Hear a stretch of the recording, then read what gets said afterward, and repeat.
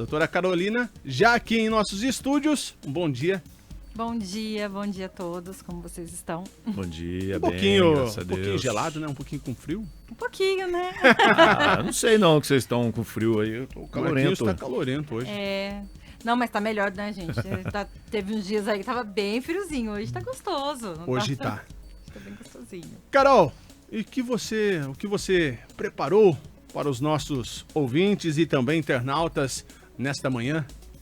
Promessa feita, promessa cumprida, né? Semana passada eu falei que... Semana retrasada, né? Falei que eu ia falar sobre ansiedade, a gente foi um pedido seu e vamos falar sobre ansiedade, então. Gia Bordini está na sintonia nesse momento. Na verdade, assim, como a gente já falou bastante sobre ansiedade, hoje eu trouxe alguns mitos, né? Então, sobre o que é ansiedade, sobre os mitos sobre a ansiedade e falar um pouquinho sobre os tipos de ansiedade que existem. Eu não vou explicar, só vou citar e deixar aí de repente um gancho para próximos momentos. Carol, antes de você começar a falar sobre a ansiedade, eu estou ansioso aqui, que eu preciso que você abaixe um pouquinho o microfone. Tá E aproximar um pouquinho mais só pra gente ter a sua deixa eu voz. me aproximar. Aí. Melhorou? Agora sim. Ah, então tá bom. Ai, gente, esse negócio aqui não é muito comigo, não. Mas vamos lá. Já tá vacinada, Marquinhos. 1 ano já. Até a gente apanha de vez em quando aqui, já estamos careca já de... Mas bora lá, né? Vamos Bora tentar. lá. Vamos ver se ficou melhor agora para as pessoas ouvirem. Então, vamos falar um pouquinho sobre a ansiedade. Todo mundo acha que a ansiedade é um tipo só. Ah, eu tenho ansiedade. Aí todo mundo acha que todo mundo que tem ansiedade é igual. E não é. Existem diferentes tipos de ansiedade, né? E aí, dentre as ansiedades, a gente pode falar das fobias. As fobias são medos específicos, né?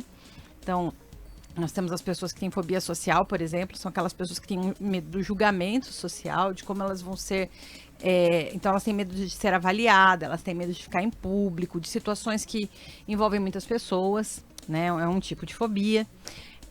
A gente também tem, dentre os transtornos, né, que envolvem ansiedade, a gente tem o TOC, que é o transtorno obsessivo compulsivo, que envolve pensamentos repetitivos, intrusivos e comportamentos, rituais, né, para que a gente sinta uma redução dessas sensações ruins que esses pensamentos trazem. A gente tem o transtorno de pânico, né, que é quando a gente tem uma crise de ansiedade muito forte, em que a gente tem, por exemplo, uma aceleração do coração, a gente tem uma sensação de morte iminente, às vezes tem enjoos, dores de cabeça, tontura, tá?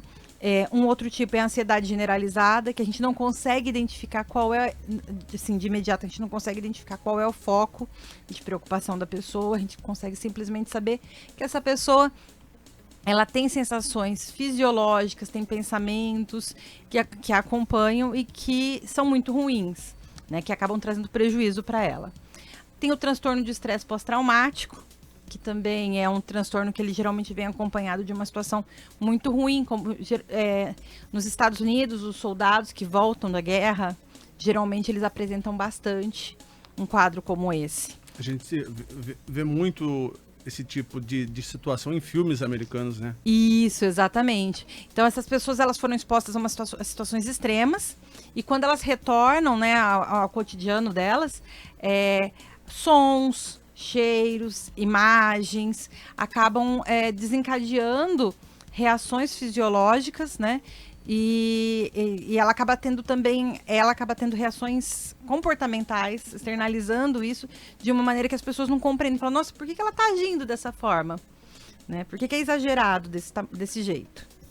Agora, esse tipo de problema surge em 2 situações ou não? Posso estar errado, mas você pode suprir essa minha dúvida.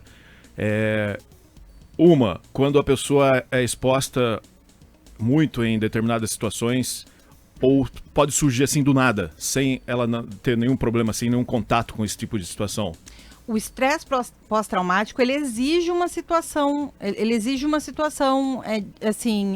exacerbada. Então, assim, uma situação muito difícil, uma situação extrema, na verdade. Uhum. A ansiedade em si, não. A ansiedade, ela não precisa de um evento pontual. Então o cara pode estar cheio de dinheiro, pode estar bem com a família e de repente surgir ansiedade? Pode. Aí é que tá, né? Não é de repente. A ansiedade, ela geralmente ela acompanha o indivíduo. Tanto que é muito comum a gente perguntar assim, mas quando você começou a observar esse sintoma? Aí a pessoa fala assim, não, mas eu sou assim. Desde que eu me entendo por gente, eu sou assim. Como se fosse um traço de personalidade, que é até um dos mitos. Que acho que é o primeiro mito que eu vou falar é sobre isso. Né? Que a pessoa não nasce ansiosa. Ela não tem um transtorno de ansiedade ao nascer. Né? Ela tem uma predisposição, o organismo dela tem uma predisposição, mas aí ao longo da vida ela vai apresentando os sintomas, e esses sintomas eles podem necessitar de um acompanhamento médico ou não, de um acompanhamento psicoterapêutico ou não. Entendeu? Exato. Mas não tem nada a ver, é o que você falou, não tem nada a ver com classe social, com dinheiro no banco, com uma situação social estável ou instável. A ansiedade ela pode surgir em qualquer contexto, tá? Aí a gente tem em crianças a gente também tem ansiedade, eu vou falar um pouquinho sobre isso. É muito comum a ansiedade de separação em criança. A criança ela acaba tendo uma pessoa como referência, então cuidador, a mãe, né? Ou até mesmo o pai, porque às vezes o pai faz essa função, né? E aí essa criança ao ser separada dessa pessoa, ela tem sensações muito ruins. E aí isso é muito difícil para ela. E aí, para a gente finalizar e entrar nos mitos, né? Vamos falar do diagnóstico e de alguns sinais, como você estava perguntando para mim. Então, alguns sinais. O diagnóstico ele é clínico, ou seja, não tem exame, né? Você não vai fazer um exame. É igual a um caso que nós já falamos aqui, que também não tem um exame ainda, que acho que é o espectro. É isso, o espectro do autismo. A gente sabe que tem alguns exames de imagem que ajudam, que auxiliam, mas assim, carece ainda de estudos, né, no autismo. E na ansiedade não é diferente. A gente tem alguns exames de imagem que podem ser realizados, mas eles não são acessíveis e eles ainda estão em processo. Tá? A gente tem os biomarcadores também, que são estudados, né? Então, a partir do nosso código genético, tal, a gente consegue observar algumas coisas, mas também é algo que ainda está em desenvolvimento, a gente não, né? E sem contar o custo de tudo isso. Então, as pesquisas são lentas, porque o custo é alto, tá? E aí, como que a gente faz? Como é um diagnóstico clínico, eu vou buscar na história de vida desse paciente, no relato dele, seja o médico ou o psicólogo, né? Vai buscar a forma como essa pessoa reage a diferentes situações. Então, se essas reações elas têm uma função ou não, se ela tem uma função adaptativa ou se ela é disfuncional, né? Então, assim, tá ajudando ou tá prejudicando? Porque a ansiedade, ela pode ser benéfica. Quando? Quando ela acontece em situações para deixar a gente assim, eu tenho que ficar mais atento, eu vou render mais no trabalho, né? Então, aí é uma ansiedade que a gente é saudável.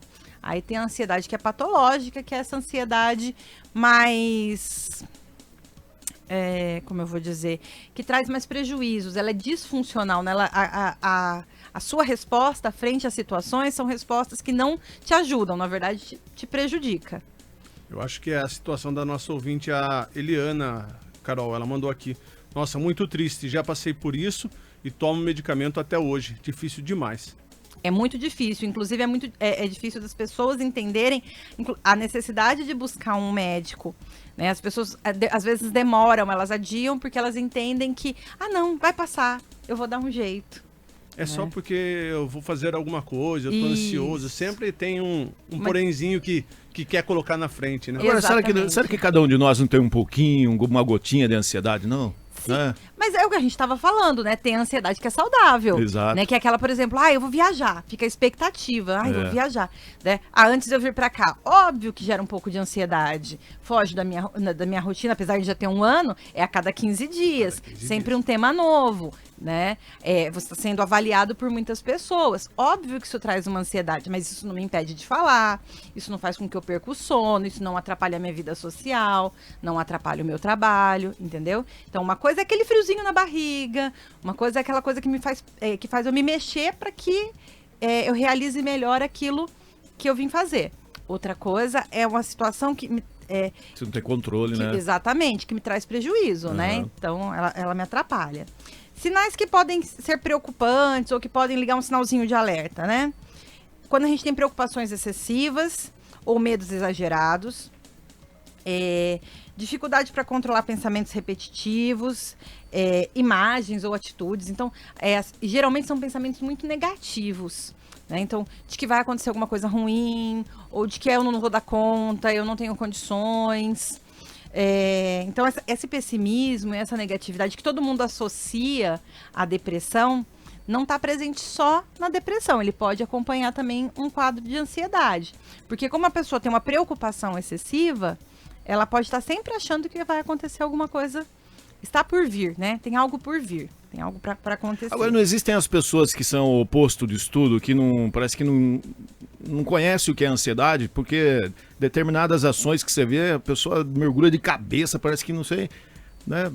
Então, e aí a gente tem um caso, a gente pode ter um caso também de impulsividade, né? De pessoas que não têm planejamento, não têm controle inibitório, elas não param para pensar se aquela situação é um risco ou não. E isso é ruim. É explosiva, ela vai ela vai fazendo. No embalo, né? Exatamente. Porque se você tem uma sensação de ansiedade, às vezes você pode até dar uma freada, né, em determinadas situações que possa te tirar de situações mais complicadas também. Exatamente. Existem os dois lados, né? Isso, o bom e o ruim. Exatamente. Essa ansiedade, ela pode ser uma resposta, como a gente falou, adaptativa, no sentido de trazer para o indivíduo esse controle, né? Assim, um filtro, vamos dizer.